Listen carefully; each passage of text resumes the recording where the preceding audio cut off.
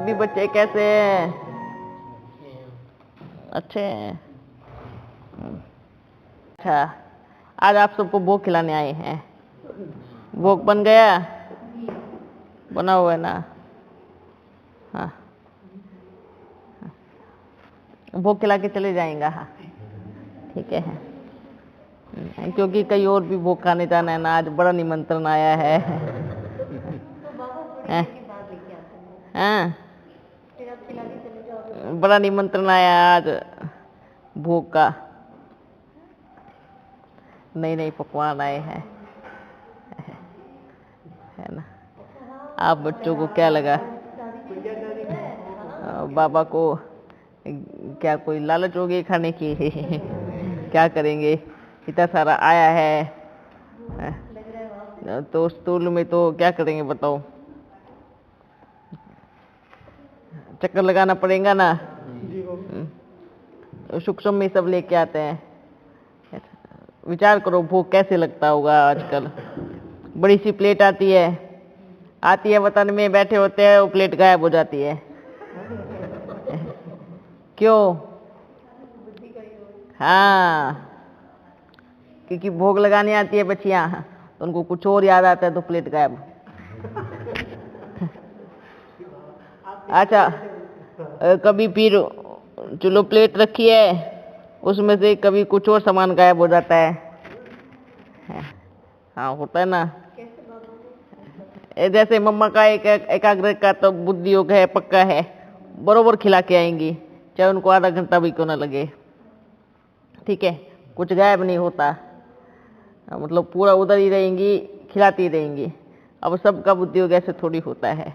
बनाएंगे तो बड़ा अच्छा पकवान बनाएंगे, पर जब लेने आने की बारी आती है तो बुद्धि योग कहाँ नीचे भटकता रहता है। क्योंकि बाबा को भोग खिलाना भी माना। अगर आपको बुद्धि योग नीचे भटक रहा है तो आपकी वतन से प्लेट गायब होती रहेगी। हैं? खिलाना माना, भोग लगाना माना, क्या होता है? बुद्धि में किसी और की याद आई तो वो प्लेट गायब। तो फिर पूरा थोड़ी अधूरा अधूरा बाबा को भोग लगाते हैं। कोई कोई तो जल्दबाजी में आता है, बाबा जल्दी से खा लेना, जल्दी फटाफट हो खत्म कर देना, क्योंकि कहीं जाना है। बाबा के लिए भी टाइम नहीं। हाँ, ऐसे भी बच्चे हैं। कोई कोई तो ऐसे हैं, प्लेट रख के घूमते रहेंगे, बाबा आप खा लेना, मेरे को और काम है। फिर 1 घंटे के बाद जब सब खा पी के निकल जाएंगे, फिर वो प्लेट बाहर आएंगी। अच्छा खा लिया, तो वो रखा रहेगा 4 घंटे तक, 5 घंटे तक, है ना। ना खुद खाएंगे ना बांटेंगे, वो खराब हो जाता है। ऐसे भी अलग अलग प्रकार के सीन देखते हैं।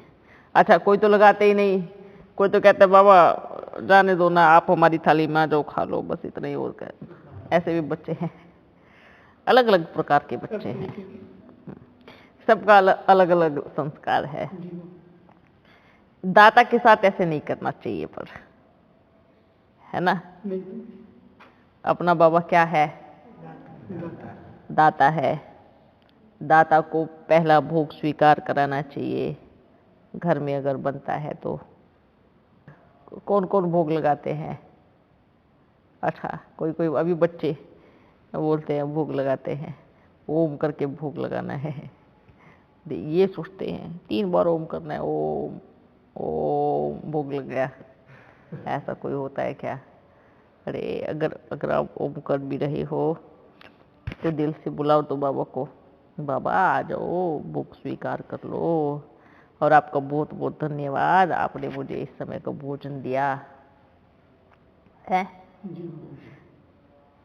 कभी याद रहेगा तो कर लिया, अगर याद नहीं रहा तो भूख लगी है तो कहाँ बाबा अपना नहीं जानते हैं, खाओ जल्दी। भोग का बड़ा महत्व है।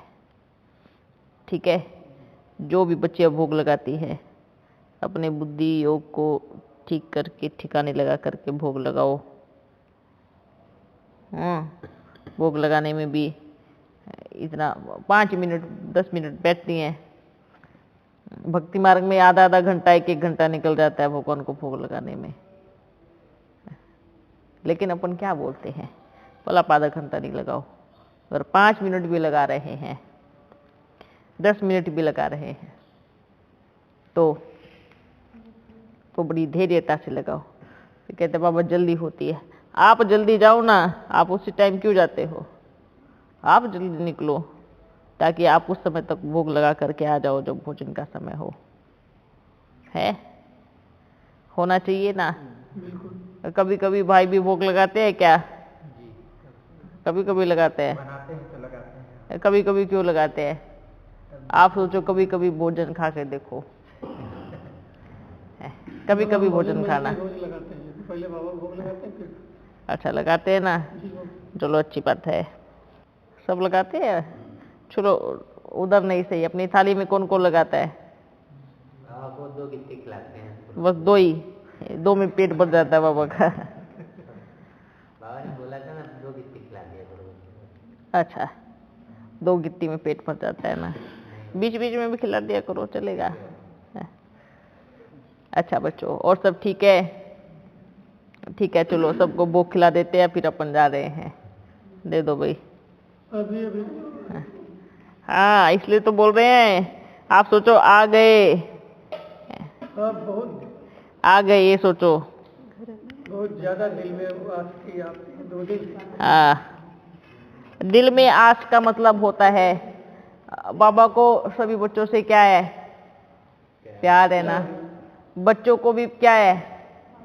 बच्चों को आप बच्चे बुलाते हो, बाप आते हैं, पर रिटर्न में बाप को क्या मिलता है? क्या मिलता है? कितनी बाप की याद है, कितना बाबा से प्यार है। याद प्यार तो कितना परिवर्तन है जीवन में, कितनी सच्चाई है, कितनी सफाई है, कितनी वफादारी है, कितने आज्ञाकार हो। ये चेकिंग भी करते रहो,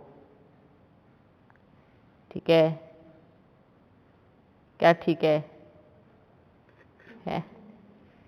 ये सारी चेकिंग करते रहो। मन बीमार है तो बाबा क्या करेगा के है। आप हमेशा याद रखना, ये स्थान कोई साधारण स्थान नहीं है, ठीक है? स्थान ऐसा है, ये ऑटोमेटिकली एक शीशा लगा है इधर, शीशा। जो हमारे कर्म ठीक नहीं हुए तो बाबा ने क्या बोला था? बाबा किसी को बाहर नहीं निकालेगा। कर्म की जो बेड़ियां हैं वो अपने आप ही खींचते हुए बाहर ले जाएंगी। इसलिए क्या करना है? हमारे कर्म बड़े अच्छे होने चाहिए, है ना। हमारे मन में किसी को दुख देने वाले विचार उत्पन्न होने ही नहीं चाहिए।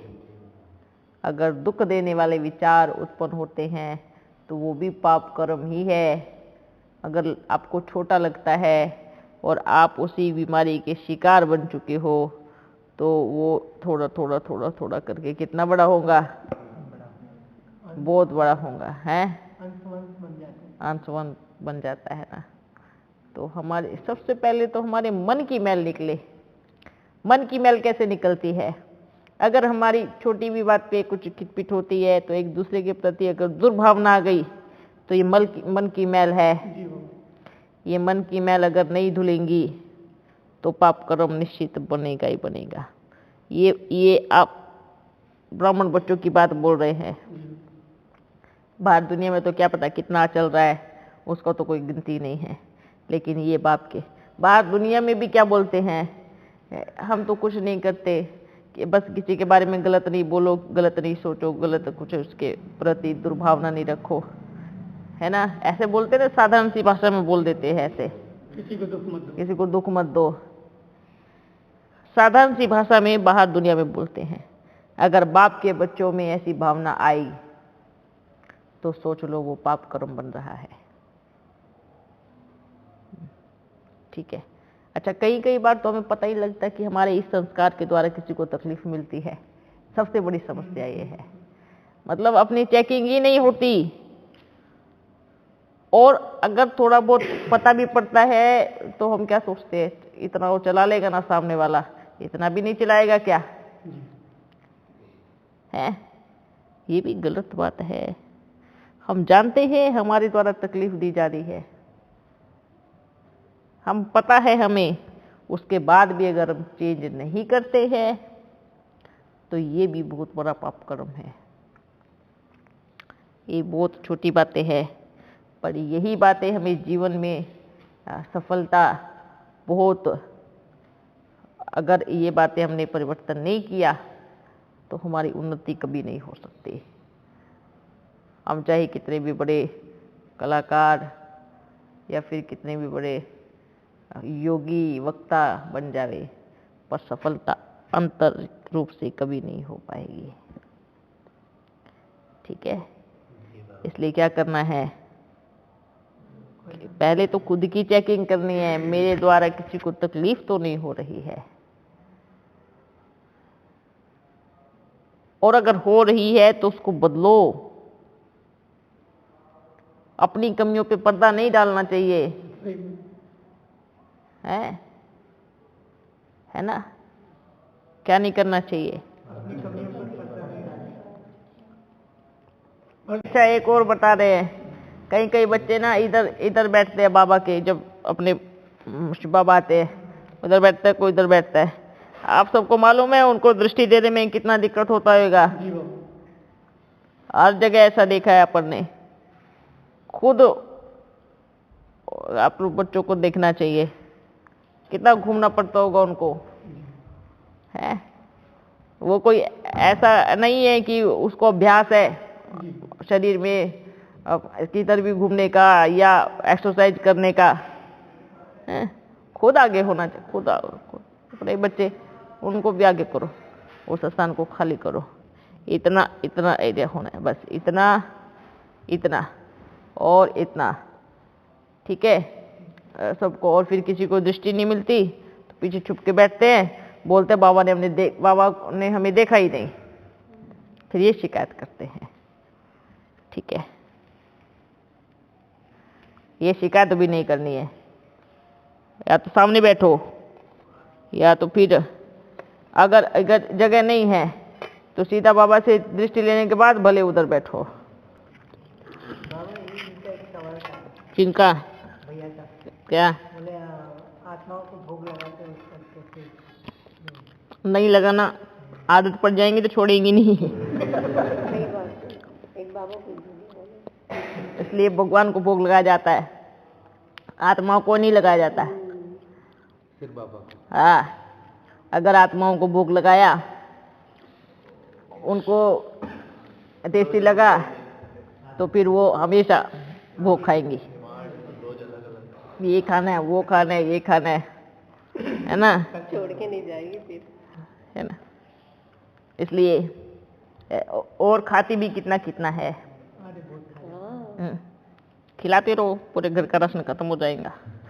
बाबा ये प्रश्न इसलिए किया कि जैसे कुछ लोग क्या है कि जैसे कोई अगर शरीर छोड़ देता है तो उनके लिए भोग लगाते हैं, इसीलिए प्रश्न किया कि केवल बाबा को भोग लगाना चाहिए।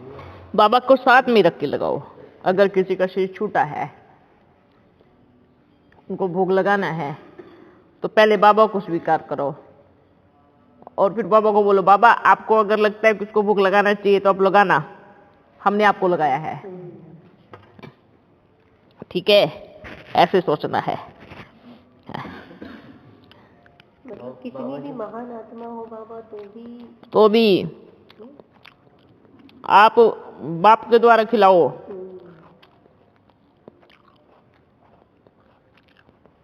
कई जगह साधु संतों को पर भी तो बाबा आजकल चल गया है कि किसी न किसी तरह जो है।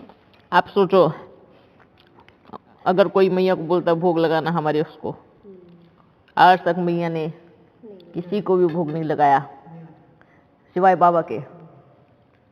बाबा आपको खिलाना तो खिलाना, जो योग्य आप समझते हो उसको खिलाना, नहीं तो आप खाओ। बस ये संदेश, और बाबा को भोग खिलाया, बाबा ने खाया तो मतलब सबके पेट में अपना आप चले गया जिसको भोग लगाना था। कहने का मतलब कि अन्नदाता सबसे पहले, चाहे कोई कितनी भी महान क्यों ना हो, अन्नदाता से बड़ी नहीं है, जीवनदाता से बड़ी नहीं है। तो हमारा बाबा क्या है? जीवनदाता है, इस शरीर को बनाने वाला, आत्मा को बनाने वाला है ना। तो सबसे पहला सबसे पहली बात है, जिसने बाप को भोग लगाया वो कभी दुखी नहीं होगा, उन पे कोई ये दूसरी आत्माएं वार नहीं करेंगी, ज्यादा समय तक उनका प्रभाव रहेगा ही नहीं, है ना। जिसने सिर्फ बाप को भोग लगाया। आज जो बोलते हैं हम पीतर खिलाते हैं, ये खिलाते हैं, है ना, आदत डाल दी ना, वो छोड़ के देखो तब मालूम पड़ेगा कि पीतर खिलाने का क्या मतलब होता है। हाँ, एक बार नहीं खिलाया तो वो बहुत तंग करता है। हाँ, और अगर जो पीतर खिलाते भी है, भले वो उस दिन भोग लगावे, पर किसको लगावे? बाबा को भोग लगावे, डायरेक्ट बाबा को भोग लगावे। तो उनको खाना है, बाबा को खिलाना होगा क्या देगा, बाबा को नहीं खिलाना होगा या मुक्ति देनी होगी तो दे देगा। ठीक है। हाँ, क्या वो कवि को खिलाते ना पितृ की देवी? नहीं, कैसे आएंगे कौवे में? वो लोग सोचते कि कब वो मीठा करे खाने को। तो जब आप बाहर राशन रखोगे तो कोई तो कौवा चिड़िया आएगा ना। जैसे कि वो तो कहेंगे कि हाँ आके खाते हैं। मतलब अपने पूर्वजों को कवि के रूप में इससे बड़ी मूर्खता क्या होगी? हमारा पूर्वज कौवा बन के आया है, वो भी कौवा। हंस बोलते तो अच्छी बात थी। हंस बोलते तो अच्छी बात थी। अगर किसी का पूर्वज शाकाहारी हो और कौवा तो क्या है, क्या पता आपके खाने से पहले क्या खा के आया हो, तो आपका पूर्वज क्या बन गया? मांसाहारी। सबसे बड़ी बात बाबा कौवा बन गया। कौवा बन गया सबसे बड़ी बात है, मांसाहारी बाद में है। बाबा जब भोग लगाते हैं तो अपने हाथ से बाबा को खिलाना चाहिए। या क्लास सुनी थी एक बार, तो उसमें बताया था कि आप संदेश नहीं है तो बाबा को याद में थाली रख दो, अपने आप पहुँच जाएगी। थाली कभी अपने आप नहीं पहुँचती, वो थाली अपने आप आई नहीं आई। कौन लेके आया? माध्यम बना। बाबा के पास भी थाली अपने आप नहीं पहुंचेगी। जब तक आप स्वयं भोग स्वीकार नहीं कराओगे, भगवान कभी स्वीकार नहीं करता। ये नियम है उसका।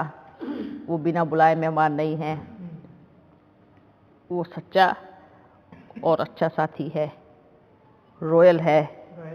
जब तक आप उसको 10 बार आह्वान नहीं करोगे तब तक वो आने वाला नहीं है। आप सोचो भक्ति मार्ग में कितने काल से अभ्यास कर रहे हैं, कितने जन्म लिए आप लोगों को उसको पुकार रहे, कितने जन्मों से पुकार रहे हैं। आया नहीं। कब आया? जब उसके बिना कुछ चलने वाला नहीं है तब आया। ठीक है, ये नियम होता है परमात्मा का। हम क्या सोचते हैं, बाबा आप तो देख रहे हो ना, आप तो सब जानते हो ना, आप कर दो ना। क्यों? जब तक आप बुलाओगे नहीं, जब तक आप खिलाओगे नहीं, ना परमात्मा खाएगा ना आएगा। जब तक आपकी भावना में प्योरिटी और सच्चाई नहीं होगी। कहते हैं कि गरीब निवास का एक निवाला भले कुछ भी बना करके खिलावे वो भी स्वीकार करेगा, वो है ना। अगर मन की भावनाएं इतनी कड़वी है, चाहे उसको 56 प्रकार का भोजन बना के रखो, वो स्वीकार नहीं करेगा। तो स्वीकार क्या है? सच्ची दिल है। सच्ची दिल से आप उसको एक कप चाय भी पिला सकते हो। हाँ, सच्ची दिल है, एक घूंट पानी भी पिला सकते हो। ये उसका प्रेम है। बाबा सच्ची और साफ, एक सच्ची दिल एक साफ दिल, हाँ, दोनों में अंतर है। बिल्कुल है। देखो, अगर मान लीजिए हमने बोला कि हम बाबा के साथ तो सच्चे हैं, ठीक है, आप अंदर में बाबा के साथ सच्चे हैं और दूसरों के लिए बड़ी मैल है। जी ठीक है, हम बाबा के लिए आज्ञाकारी है पर दूसरों के लिए मैले कुचले हैं, वो भी ठीक नहीं है। तो ये सच्चाई और सफाई है। ठीक है, आप बाबा के लिए सच्चे हो, मान गए, ठीक है, लेकिन सफाई नहीं है। ये तो वही बात होगी, घर के बाहर लीपा पोती की है, घर में कचरा है। इसलिए बोलते हैं सच्चाई सफाई दोनों एक साथ शब्द क्यों उच्चारे जाते हैं? क्योंकि आपके मन में देखो, सच्चाई परमात्मा के लिए है, सफाई उसके परिवार के लिए है, अर्थात उसके बच्चों के लिए है। परमात्मा अपने परिवार से कभी अलग रहा है? नहीं रहा ना। तो सच्चा वो है, साफ उसके बच्चे हैं। तो अगर हमें उसके दिल पे चढ़ना है तो उसके साथ पहले सच्चा, फिर सबके साथ साफ, जिसके साथ हम रह रहे हैं। वो एक महात्मा है बस्ती में, तो वो पहले से ब्रह्मा कुमारी से बहुत नजदीक संबंध में है। 10 साल पहले वो कहते हैं हमसे ब्रह्मा बाबा डायरेक्ट बात करते हैं। तो कहते हैं 10 साल पहले हमको ब्रह्मा बाबा ने डायरेक्शन दिया है कि आप अपनी कुटिया में ही रहोगे, वहां से कहीं जाओगे नहीं और तुम नारायण बनोगे। तो वो उनको जब यहाँ का पैगाम बताया गया तो बोले ये बहुत अच्छा हुआ, हम वहाँ जरूर जाएंगे। कौन नारायण बनेगा? वो महात्मा कहते हैं कि ब्रह्मा बाबा ने बोला है कि तुम नारायण बनोगे। अच्छा, ब्रह्मा बाबा ने बोला है। अच्छा है, बहुत अच्छी बात है। और यहाँ आने को तैयार है, अप्रैल में। पुरुषार्थ इतना अच्छा होना चाहिए, नारायण बनो। भाई देखो, हर किसी को चांस है, ठीक है, फर्स्ट नहीं तो सेकंड थर्ड, है ना। पूरे 21 जन्म में किसी में भी नारायण बन सकते हैं। बनोगे और बनने में फर्क है, ठीक है। बाबा ने किसी बोल दिया कि आप ये बनोगे, वो यात्रा कितनी दूर है अभी तक, उस पर चलना है, अभी उसका पुरुषार्थ करना है, उतनी मेहनत करनी है, उतना योग्य भी बनना है। हाँ, ये सूक्ष्म वतन और घर का जो अभ्यास है कैसे करें? सूक्ष्म वतन और घर का अभ्यास कैसे करोगे? कैसे अनुभूति होगी? इतना पुरुषार्थ, इतनी एकाग्रता होनी चाहिए।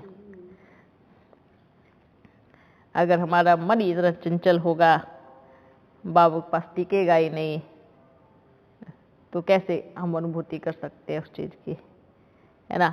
आप देखो, ये शक्ति अपन कहेगा इसकी अपन में भी कमी थी, लेकिन अब मैया सबसे बात करेंगी ना तो भी ऊपर बैठी रहेंगी। वंडरफुल है ना। 1 मिनट भी बैठ जाएंगी ना तो भी ऊपर चली गई है। ये इनकी अवस्था है ना। कोई तो अभ्यास करेगा, शरीर छोड़े, हम कब छोड़े, मैया क्या करेंगी, लेट गई और चली गई। चाहे घर गिरो, चाहे तूफान आए, चाहे आंधी आए, बैठी है तो बैठी है ना। वंडरफुल अवस्था है, वंडरफुल अवस्था है। ऐसे गोंद के जैसे चिपक जाती है वतन में।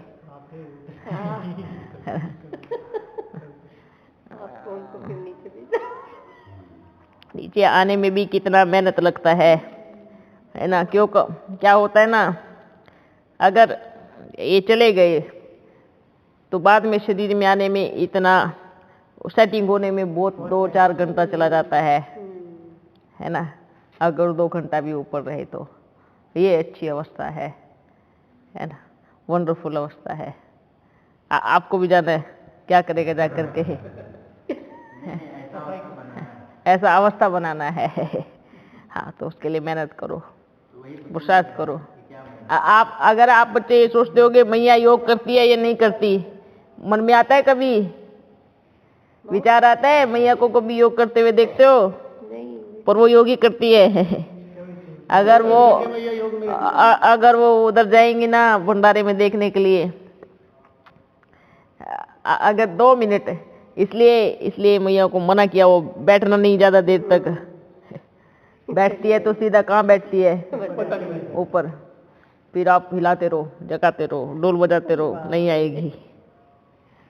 है ये अवस्था है। आप बच्चे सोचते हो जितनी देर मैया बैठेगी उतनी देर हम बैठेंगे, ये गलतफहमी है।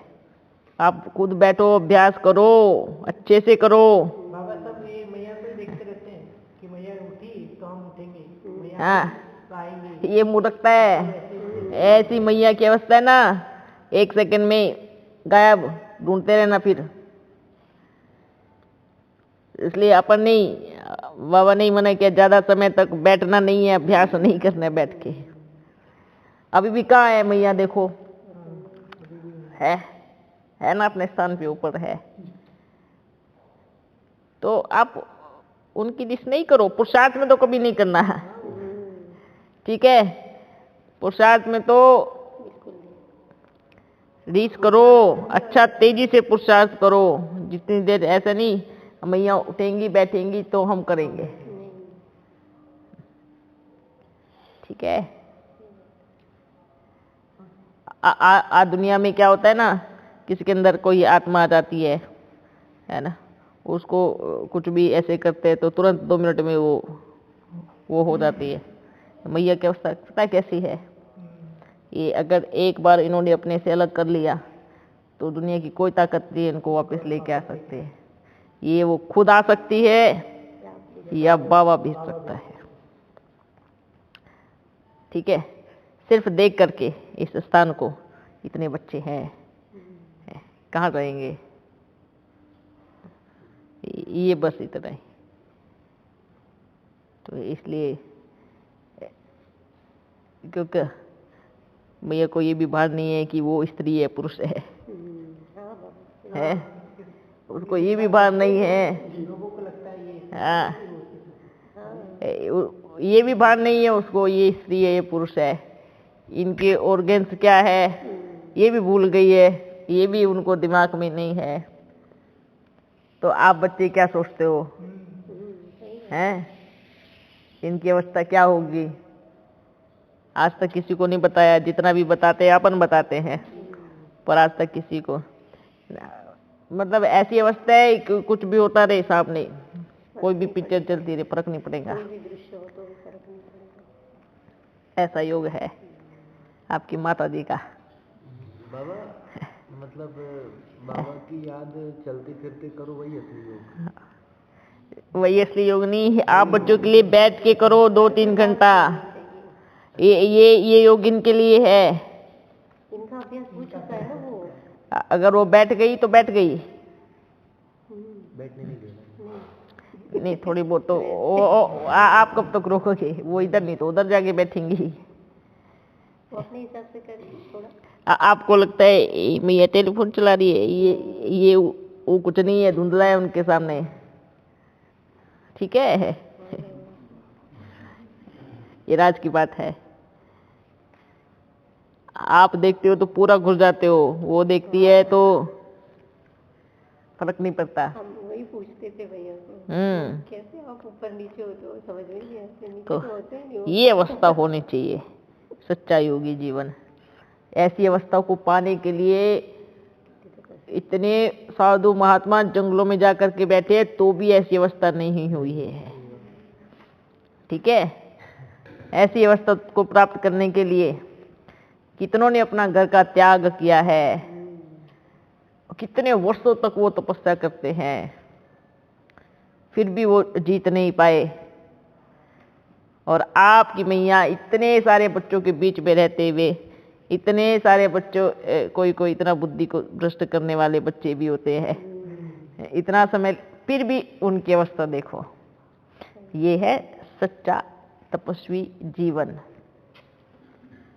इतने सारे बच्चों को संभालते हुए भी इतने सारे। अच्छा, वंडरफुल बात यह है, अगर किसी की बुद्धि में कुछ नहीं हो और वो कोई जानता ही नहीं हो कुछ किसी के मन में क्या चल रहा है, उसके लिए जीना बड़ा आसान होता है ना? और इनकी अवस्था क्या है? सबकी दिमाग को जानती है, छोटे से छोटा हो बड़े से बड़ा हो, तो भी उसके साथ इतने प्यार से चलती है वाकई। इतने प्यार से उसको भी फील नहीं होने देती कि आपको कुछ पता है। आप मेरे को कुछ पता है। ये ऐसी अवस्था, अगर आपस में आपको मालूम पड़ जाए कि फलाने ने इसके बारे में ये बोला और इसके बारे में सोचा, तो झगड़ा शुरू। हाँ, और आपकी मैया हर किसी के साथ कनेक्ट है, जुड़ी हुई है ना। अगर ऐसी कि आंख बंद करके भी ये देखेगी ना कि तेरे पास कौन खड़ा है, तुरंत पहचान जाएंगी। तो जो आंख बंद करके भी देख ले कि कौन है, तो आंख बंद करके यहाँ क्या नहीं देख सकती।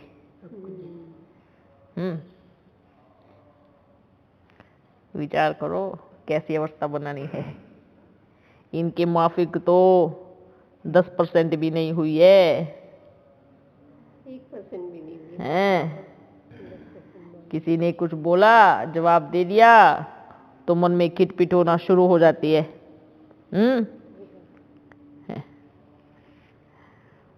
सबसे अच्छी बात मेरे मन में क्या है, तो किसी किसी के मन में ये होता है ना, हम शासन करें, इस शासन का भान उसके दिमाग में नहीं है। बाबा बिल्कुल नहीं।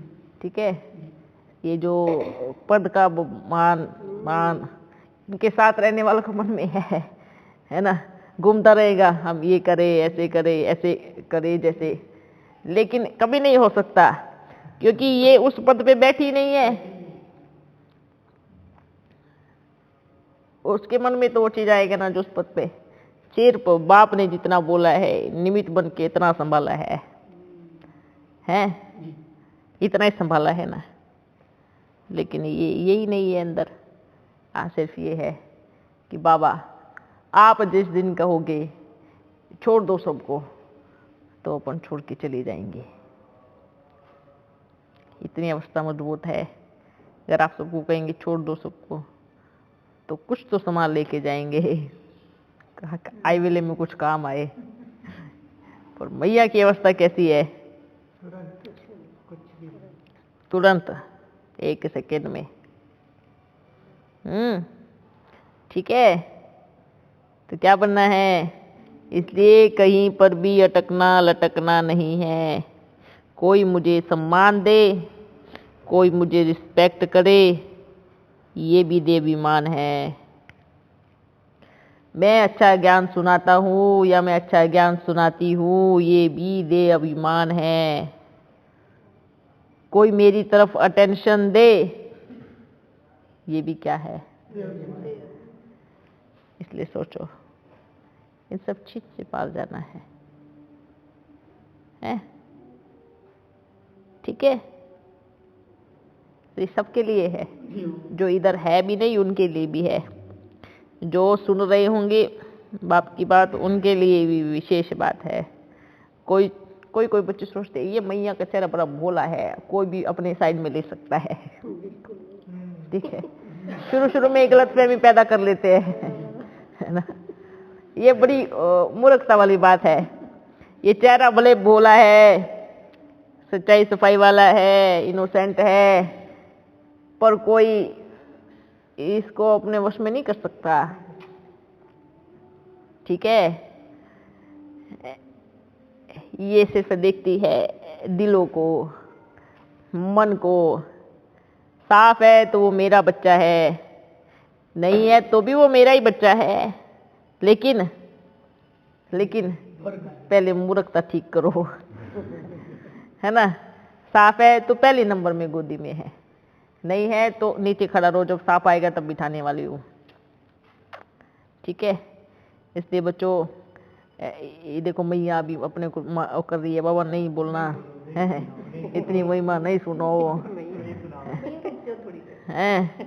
क्या मैया थोड़ी देर रुक जाओ, वो आपकी नहीं सुन सकती अभी। देखा, अपने को उंगली लगनी शुरू हो गई अभी, बाबा की सुनेंगे, है ना। ये वंडरफुल कनेक्शन है। बाबा रुक जाओ ना, इतनी तारीफ नहीं करना है। ये तारीफ नहीं है, ये रियलिटी है। ये रियलिटी है। आज तक मैया का जो भी है, आप सोचो वंडरफुल बात ये है ना, कहते हैं सतयुग में ताज पहले किस पे जाएगा? है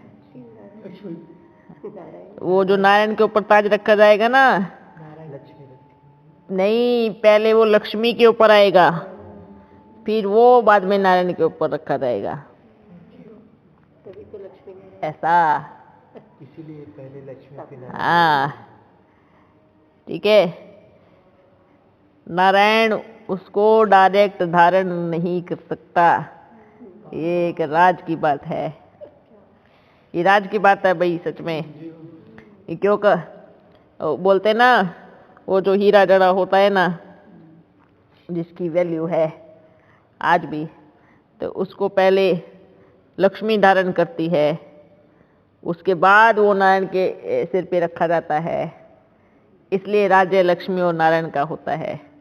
मतलब महारानी पहले लक्ष्मी ही होगी, अब उसकी मर्जी है कि वो राजा किसको बनाए अब। हाँ, ठीक है, वो उसकी हाथ में है कि अब उसको राजा किसको बनाना है। फिर लक्ष्मी नारायण के ऊपर ताज रखती है ना। हाँ, लक्ष्मी ही सबसे पहले विश्व की मालिक बनती है, महारानी बनती है, उसके बाद नारायण बनता है। और वो भी लक्ष्मी अपने हिसाब से रखेगी, नारायण भी नहीं बोलेगा कि मेरे सिर पे रखो, चुप रहेगा ना, उनका थोड़ी लेना है। तो ये जब लक्ष्मी की इच्छा होगी तो रखेंगी, अगर उसको किसी और का नारायण बनाना है तो उसकी मर्जी है ना। तो ये कहानी है लक्ष्मी और नारायण की, ठीक है। अगर आप बच्चों को लग रहा है महाराजा बाबा बनेगा, पर पहले लक्ष्मी बनेगी। फिर मतलब ऐसा नहीं है कि डायरेक्ट महाराजा बाबा बनेगा, ठीक है। बाबा आप जब से आए हैं, हाँ, तब से मेरे मन में यही संकल्प चल रहा है कि मैं विश्व के महाराजा से बात कर रहा हूँ। हाँ। अच्छा, महारानी को भूल जाते हैं ना, बिना महारानी के कुछ मिलने वाला नहीं है, याद रखो। मतलब मेरे महाराजा भी महारानी के बदौलत ही बनता है, इसलिए सबसे पहले पॉइंट होती है, एक ही पॉइंट बचती है, इसलिए नाम रखते हैं, पहले लक्ष्मी पीछे नारायण। हाँ, रियल पॉइंट है। और हम तब समझते थे कि लक्ष्मी नारायण से लेती फिर बच्चों को पाती। नहीं नहीं नहीं, हम तो ऐसे सोचते थे। अरे नारायण लक्ष्मी से लेता है, बताओ। मतलब बाबा आज बताया बाबा, जैसे अब हमेशा थोड़ी कभी कभी बताएंगे ना। हाँ, लौकिक में भी होता है कि हाँ, घर की चाबी जो है लक्ष्मी के हाथ में होती है, तो वही जो है इसलिए यही यहाँ से जो है। ये तो कलयुग की बात है ना, जो राजा कलयुग में बनते हैं, ठीक है। लेकिन जो रियल बात है, जो सत्य बात है, वो सत्य बात ये है, सतयुग में पहले लक्ष्मी ही है। इसलिए धन के लिए कोई नारायण की पूजा नहीं करते हैं, धन के लिए किसकी पूजा करते हैं? लक्ष्मी की पूजा करते हैं। तो आपको बच्चों को क्या लग रहा है? हाँ, ये बात है कि पहला बच्चा शिव बाबा का श्री कृष्ण है, पर वो भी किसके द्वारा आया? लक्ष्मी के द्वारा। सोचो, है ना, भले है लेकिन माध्यम कौन है बीच में? वो बच्चा भी डायरेक्ट नहीं ऊपर से कूदा होगा कि आ गया, ऊपर से कूदा और नीचे पैदा हो गया, ऐसा तो नहीं है ना। फिर अब भूल जाते हैं कि डायरेक्ट परमात्मा का बच्चा श्री कृष्ण है, ये सत्य है। सबसे पहले परमात्मा के बाद बीच में, उसके बाद, समझ में आया? फिर दूसरा नंबर किसका है? लक्ष्मी का। ठीक है, अपन तो तीसरे नंबर पे है।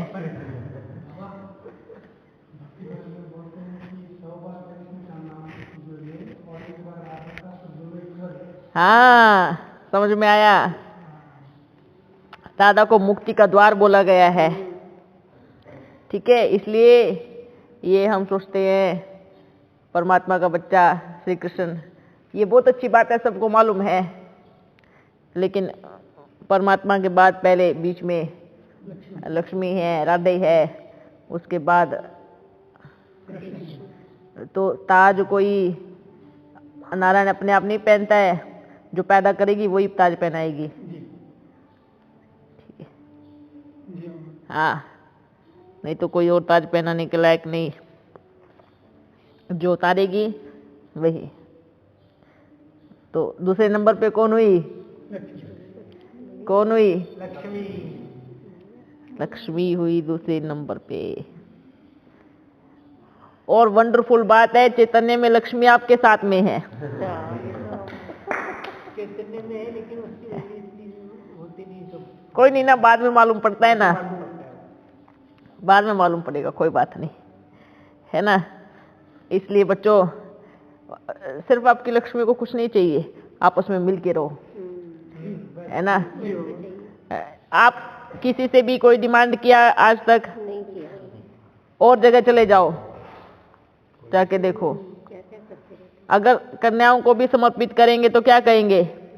जो कन्याओं के हिस्से का धन है वो इधर दो, तभी हम समर्पित करेंगे, ऐसे बोलते हैं। चाहे ब्राह्मण परिवार में चले जाओ, चाहे कहीं भी चले जाओ, है ऐसे बोलते हैं, है ना। वंडरफुल बात। लेकिन ये लक्ष्मी कभी किसी को कुछ बोला? फिर भी किसको समस्या है बताओ? लक्ष्मी से किसको समस्या है? अगर है तो ये लक्ष्मी जहां भी जाएंगी ना वहीं बाहर आएंगी, पर जिसको छोड़ के जाएंगी वो कंगाल हो जाएगा। याद रखना हमेशा, ठीक है। और जो इसको छोड़ के जाएगा वो भी कंगाल हो जाएगा, ठीक है। मतलब हर तरह से अपना घाटा। हाँ, अगर ऐसा लग रहा है ऐसा नहीं होता तो अनुभव करके देख लो, और अनुभव नहीं करना चाहते जिन्होंने किया हुआ है उनको देख लो, ठीक है। जिन्होंने अनुभव ये किया हुआ है उनको पूछ लो। जो लक्ष्मी को छोड़ के जाएगा वो भी कंगाल, जिनको लक्ष्मी छोड़ के जाएंगी वो भी कंगाल, हर तरह से, ज्ञान से भी और आर्थिक धन से भी, ठीक है। तो अब क्या करना है ये सोच लेना, बाद में अपने को मैसेज दे देना कि क्या विचार है, ये तो पकड़ के रखेंगे, है ना। क्योंकि शिव बाबा से सेकंड नंबर कौन है? लक्ष्मी है। ये आज सबके सामने बाप ने रहस्य खोला है, शिव बाबा के बाद सेकंड में लक्ष्मी है। क्योंकि बिना लक्ष्मी के तो नारायण पैदा ही नहीं होगा। नहीं होगा वो।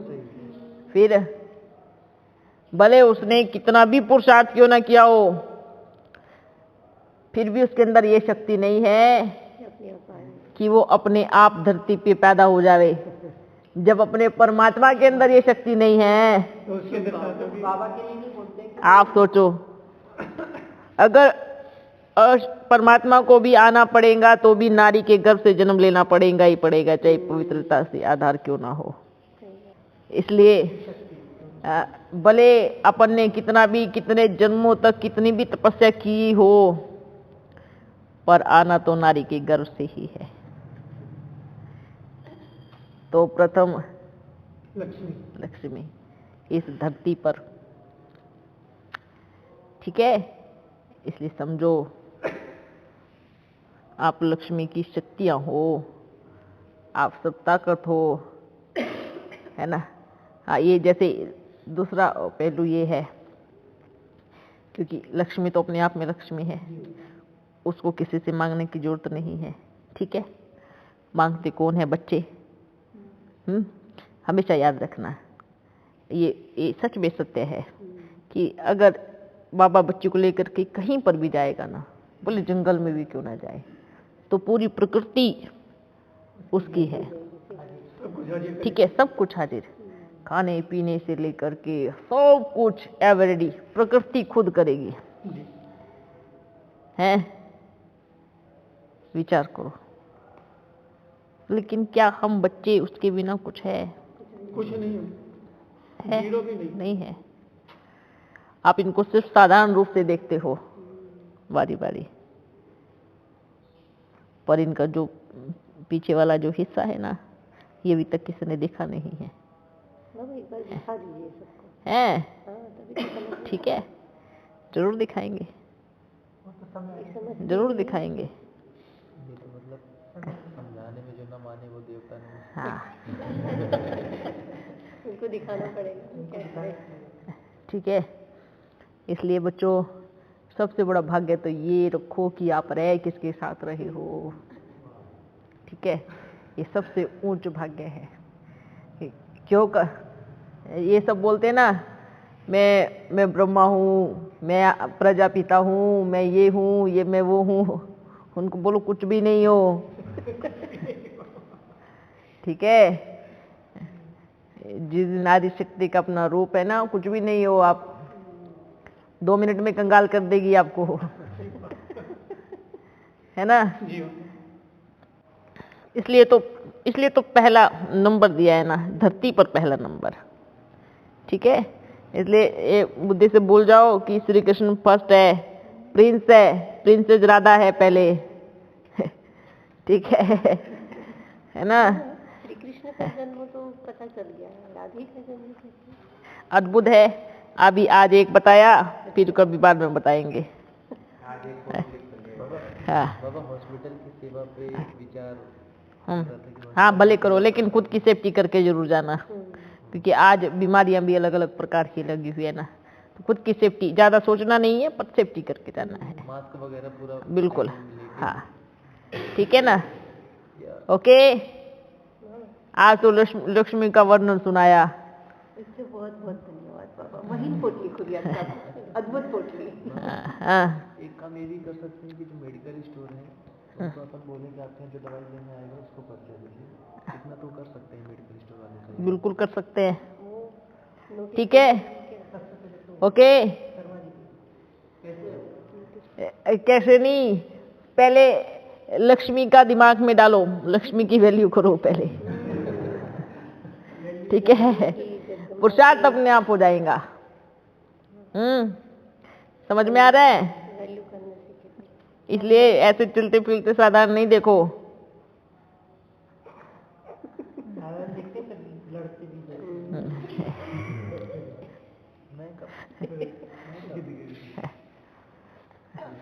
है ना? क्या विचार है? ठीक है ना? तो खुश रहो, क्योंकि लक्ष्मी है तो जंगल में भी स्वर्ग है आप बच्चों के साथ में। याद रखना है, लक्ष्मी है तो जंगल में भी लक्ष्मी है। लक्ष्मी का मेन क्या होता है? बोलते हैं लक्ष्मी धन की देवी बोलते हैं। धन किस चीज के काम आता है? अच्छे आभूषण पहनने में, महल में रहने में, ऐसे ही ना। लेकिन लक्ष्मी का दूसरा रूप क्या है? अगर लक्ष्मी इन सब चीज को खत्म कर दे और जंगल में भी जाके बैठ जावे ना, वहां पर भी लोग अपने आप ढेर लगाने आ जाएंगे, वहां पर भी प्रकृति हाजिर हो जाएंगी। ठीक है, सिर्फ लक्ष्मी को एक पहलू से मत देखो, है ना? इसलिए क्या करना है, ऐसा नहीं कि चिपक के ये सब चीजें, ऐसे नहीं, पुरुषार्थ करना है। प्यारे परम पिता परमात्मा को देखना है।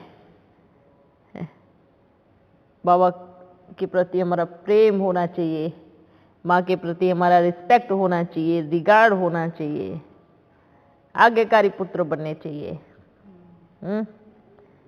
ठीक है, आप देखो ऐसा समय कब मिलेगा? नहीं मिलने वाला। इसलिए जो समय है भरपूर फायदा उठाओ, क्योंकि एक ही लास्ट बात है, जाएंगे तो भी अपना खोएंगे, आएंगे तो अपना भाग्य बनाएंगे। ठीक है, फिर मिलेंगे।